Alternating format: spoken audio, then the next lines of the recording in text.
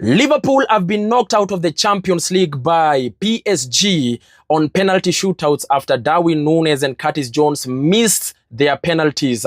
And boy, oh boy, you ought to give it to the man of the match, the one and only Donnarumma, for being brilliant on this game. These two legs, that is the first game and this second game, both of which have shown the brilliance of goalkeepers.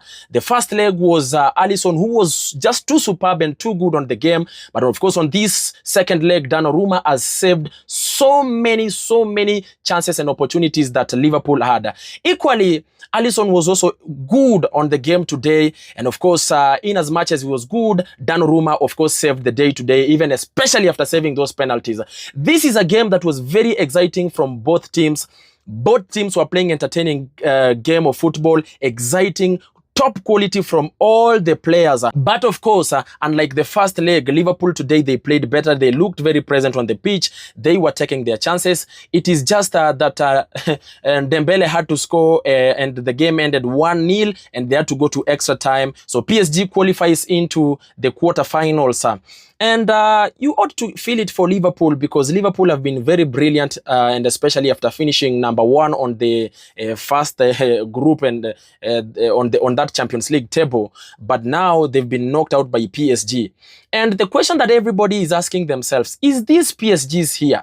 Does it look like PSG's here? Because the way they are playing so differently. You cannot tell that this is the PSG that played against even Arsenal on this Champions League. They are playing better. They looked more motivated. They looked so psyched up. They look very ready for this cup. Now, even as they go to play on the quarterfinals, we just wait and see how it's gonna be on the quarterfinals. But as it is, they're actually looking as very competitive team than even most of the teams that are on that quarterfinals. PSG is gonna be playing against either at Club Brugge or Aston Villa, and I predict that maybe PSG will be meeting with Aston Villa on this one. And I foresee a situation where PSG is going to actually be on the semi-finals, or rather Aston Villa. You never know. Anyway, that is football for you. Very entertaining night for football for us who sat here and of course watch the game.